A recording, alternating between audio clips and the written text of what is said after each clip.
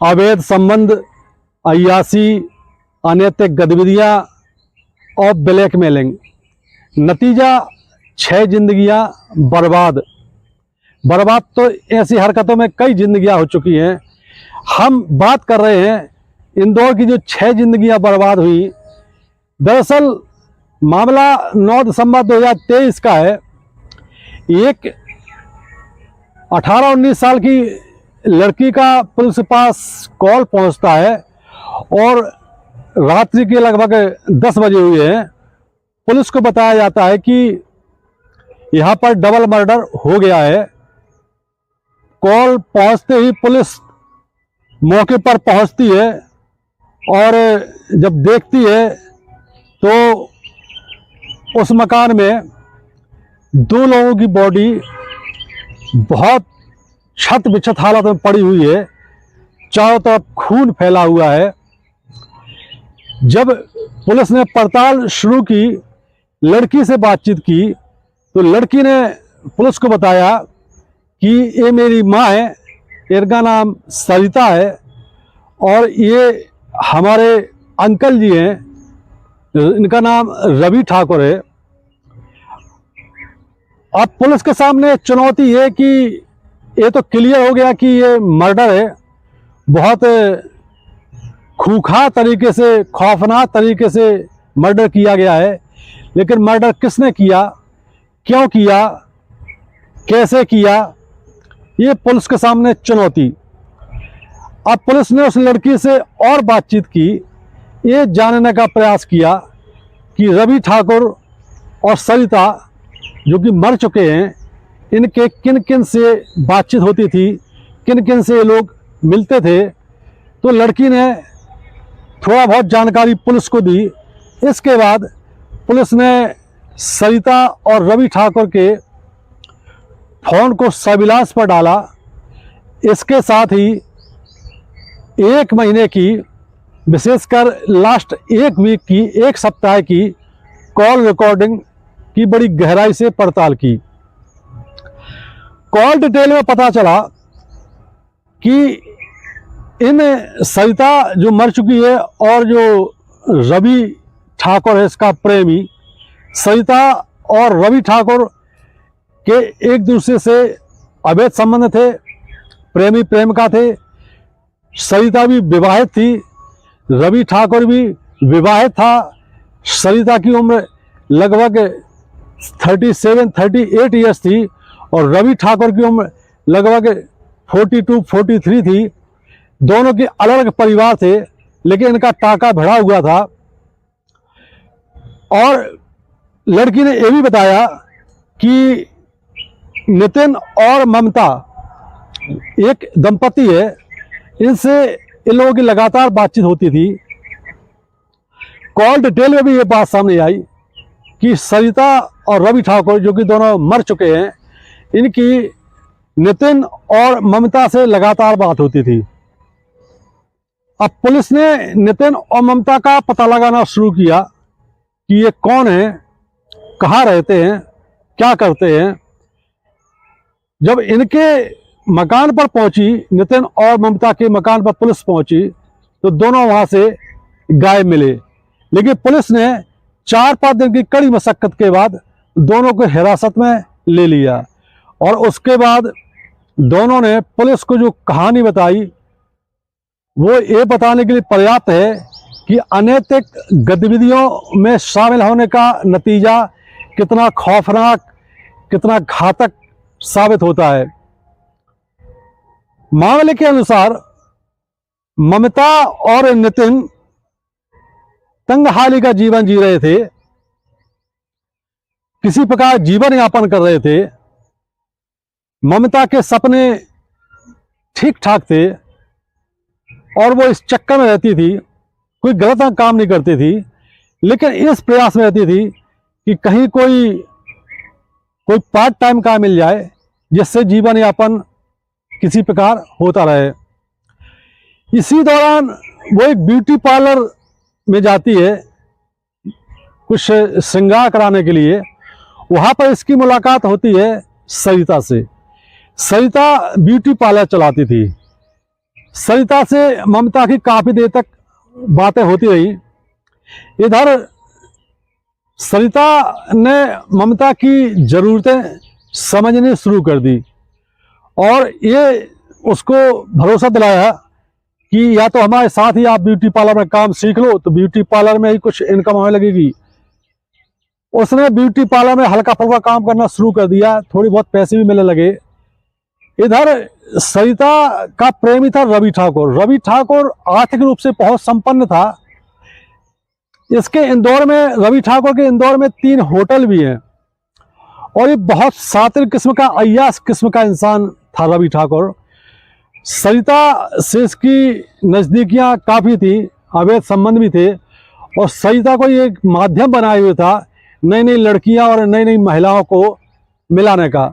सरिता ये काम बखूबी करती थी। जितनी ब्यूटी पार्लर पे लड़कियां और महिलाएं, घरेलू महिलाएं भी, खूबसूरत महिलाएं भी आती थी, उनको ये बहका करके रवि ठाकुर से मिलवाता था। सरिता लगातार नए नए लड़कियों को, महिलाओं को रवि ठाकुर से मिलवाती थी। कई महिलाओं से, कई लड़कियों से रवि ठाकुर के संबंध स्थापित हो चुके थे और रवि ठाकुर बहुत अय्याश किस्म का, बहुत आपराधिक प्रवृत्ति का इंसान था, पैसों से बहुत संपन्न था। अब ये सरिता ने ममता को रवि ठाकुर से मुलाकात कराई। सरिता एक दिन ममता को लेकर के रवि ठाकुर के होटल में लेकर पहुंची। होटल में लेकर पहुंची, ममता से इसकी मुलाकात हुई तो ममता चूंकि बहुत खूबसूरत थी, रवि ठाकुर उस पर फिदा हो गया। सरिता से कहा उसने कि कैसे भी हो इसको तो चाहिए। सरिता ने ममता को धीरे धीरे गाइड करना शुरू किया। चूंकि ममता को पैसों की ज़रूरत बहुत थी, पैसे कहीं से मिल नहीं पा रहे थे, घर परिवार खर्चा चल नहीं पा रहा था, तो इसने रवि ठाकुर से नज़दीकियां बढ़ानी शुरू कर दी।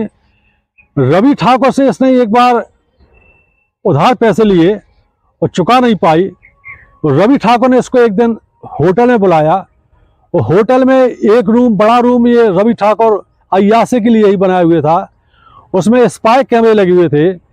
वहाँ पर इसने ममता से संबंध बनाए, नेकेट होकर के अवैध संबंध स्थापित हुए और वो सारे क्लिप स्पाई कैमरे में कैद हो गया।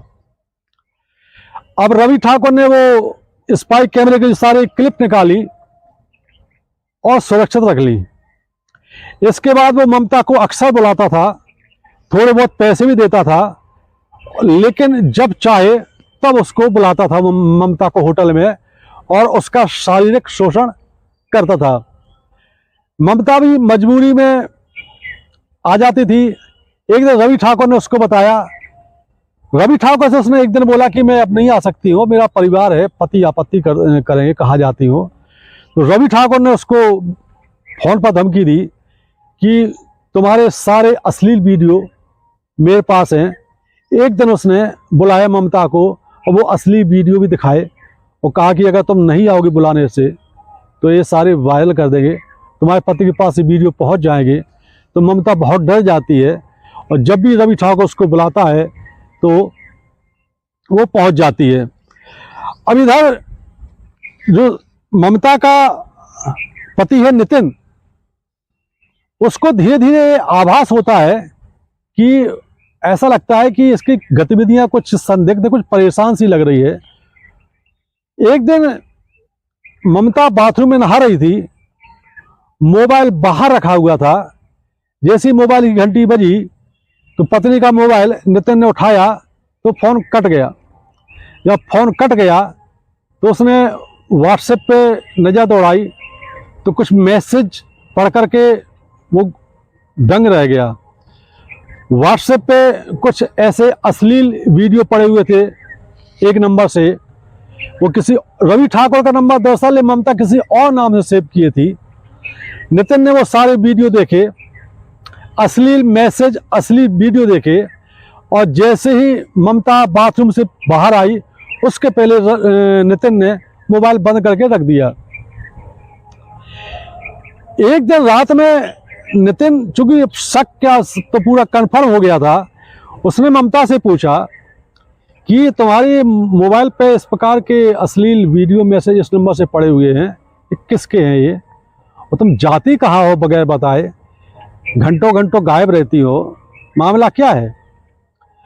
तो चूंकि ममता मजबूरी बस इशारा कर रही थी, तो उसने पति को सारा वाकया बता दिया कि ऐसा ऐसा है और उसने मेरे साथ अश्लील वीडियो बना ली है। अब वो जब मुझे बुलाता है तो डर के मारे मुझे जाना पड़ता है। इसके बाद नितिन बहुत घबरा गया और बहुत अंदर ही अंदर खौल गया कि ये मेरी पत्नी का शोषण कर रहा है। फिर ममता और नितिन ने रवि ठाकुर को जान से मारने की प्लानिंग बनाई। दोनों ने काफी चर्चा की और प्लान ऐसा बनाया कि अपना एक काम कर भी दें और इसका कोई सुराग भी पुलिस को ना लगे। इसके लिए उन्होंने कई क्राइम पेट्रोल नाम के सीरियल देखे कि मर्डर करने के तरीके क्या क्या हैं और बचने के तरीके कैसे कैसे हो सकते हैं। जब कई क्राइम पेट्रोल के सीरियल देखने के बाद नितिन और ममता ने तय किया कि अब इन रवि ठाकुर का खेल खत्म ही किया जाए। एक दिन ममता सरिता के पास पहुंचती है। ये घटना है 9 दिसंबर 2023 की। सरिता अपने घर पे ही थी। ममता वहां पहुंच जाती है। साजिश के मुताबिक कुछ देर बाद नितिन भी पहुंच जाता है और सरिता को पर दोनों लोग हमला करते हैं और साजिश के मुताबिक दोनों लोग चाकू लेके पहुंचे थे। सरिता की चाकुओं से गोंद करके हत्या कर दी जाती है। 2 रूम थे, अंदर वाले रूम में उसकी डेड बॉडी पड़ी हुई थी। इसी दौरान ममता ने सरिता का फोन उठाया और असली टारगेट तो रवि ठाकुर था। तो रवि ठाकुर को ममता ने सरिता के मोबाइल फोन से फ़ोन किया और उससे कहा कि तुम तत्काल जितने जल्दी हो सकते यहाँ पर आ जाओ, और सरिता की तबीयत कुछ ठीक नहीं लग रही है। तो रवि ठाकुर कार लेकर के मिलने के लिए पहुंच गया। जैसे वो पहुंचा तो गेट खोला नितिन ने। नितिन को देख करके रवि ठाकुर चौंका। नितिन ने अपना परिचय दिया कि मैं ममता का हस्बैंड हूँ और सरिता और ममता अंदर है और इनको कहाँ से अस्पताल ले चलना पड़ेगा। सरिता की तबीयत बहुत ख़राब है, आप बैठिए सोफा पे, पानी पिलाते चलते हैं। रवि ठाकुर को ये बिल्कुल आभास नहीं था कि आज ये मेरा अंतिम दिन है, अंतिम क्षण है मेरे, और मेरा कत्ल होने वाला है। ऐसा कोई साइन, ऐसा कोई खतरा उसको नहीं लग रहा था।